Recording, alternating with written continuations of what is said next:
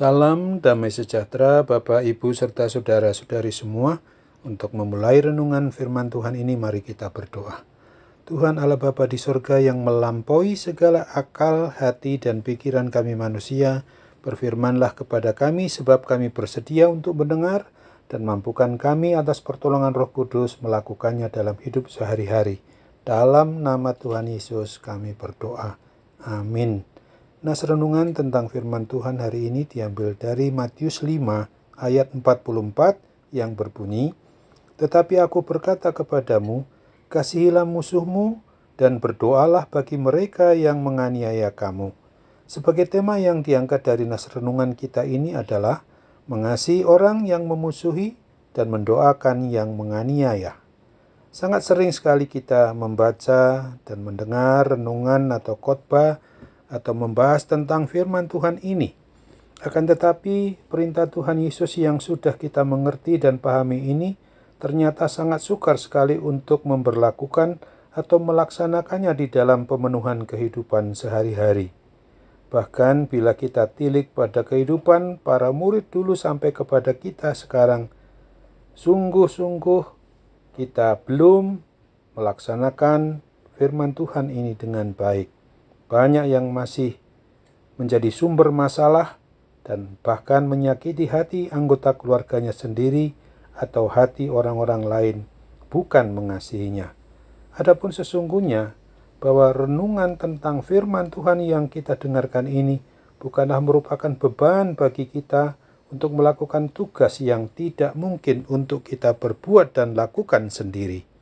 Akan tetapi sebenarnya di dalam mendengar dan merenungkan firman Tuhan Yesus ini adalah merupakan suatu pedoman bagi kita di dalam menilai kekuatan cinta kasih sayang yang telah dianugerahkannya itu dan yang sudah kita miliki pada masa sekarang ini. Sebabnya adalah apabila kita mau bersungguh-sungguh untuk mengasihi Tuhan pencipta dan pemelihara yang sudah hadir di tengah kehidupan kita umat manusia, bahkan Dia ada di hati kita melalui Roh Kudus, maka itulah semua yang memungkinkan kita dengan segenap hati, jiwa, dan akal budi kita dapat dan bisa merasakan akan kepenuhan kasih Tuhan Yesus yang begitu besar itu. Dan dari buah-buah hati bagi setiap pribadi atau keluarga yang sudah dipenuhi oleh kasih Tuhan Yesus Kristus itulah yang akan memampukan kita tetap sabar, rendah hati, dan dengan mudah dapat memaafkan kesalahan dari orang yang memusuhi dan menganiaya kita.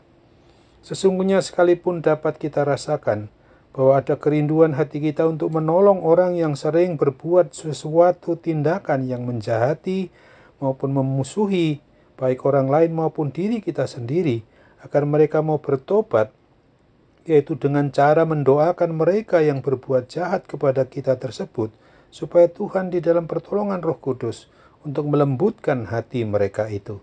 Dengan demikian, baik orang lain maupun diri pribadi atau keluarga kita yang belum mampu untuk mengasihi Tuhan dengan segenap hati dan secara sungguh-sungguh dapat dan bisa melakukannya. Kita memang sadar betul bahwa untuk mengasihi dan mendoakan orang yang memusuhi dan menganiaya kita itu adalah merupakan hal yang hampir-hampir tidak mungkin dapat dan bisa kita lakukan secara pasti. Sesungguhnya apabila kita mau mencoba atau berusaha untuk mengasihi dan mendoakan orang lain yang memusuhi kita, maka Tuhan yang Maha Kasih yang sudah beri contoh teladannya melalui Yesus Kristus pada kayu salib di Bukit Golgota, malah Dia berdoa bagi orang yang membenci dan memusuhi dan yang menyalibkannya itu dengan kata-kata, "Ampunilah mereka, sebab mereka tidak tahu apa yang diperbuatnya." Mari kita beri hati kita untuk mau didiami oleh Roh Kudus, sebab oleh pertolongannya lah yang dapat menguatkan kasih kita kepada Tuhan Yesus sebagai wujud rasa syukur dan terima kasih kita kepadanya. Dengan demikian hendaknya kita bisa juga dan dapat pula melaksanakan petunjuk firman Tuhan Yesus ini, supaya kita dapat dibebaskan dari beban sakit hati, marah, dendam, lalu diganti oleh Tuhan Yesus oleh pertolongan Roh Kudus dengan hidup penuh kedamaian dan kebahagiaan yang sejati. Ingatlah firman Tuhan yang kiranya dapat menyejukkan hati kita, Di dalam Roma 12 ayat 17, ayat 20 dan 21 berikut ini. Janganlah membalas kejahatan dengan kejahatan, lakukanlah apa yang baik bagi semua orang. Tetapi jika seterumu lapar, berilah ia makan.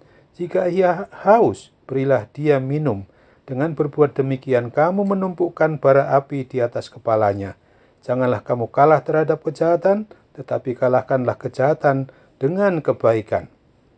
Marilah kita mengasihi orang lain yang tidak terbatas kepada mereka yang sudah mengasihi kita saja, tetapi kita harus mengasihi mereka, bahkan yang membenci, menganiaya, dan memusuhi kita.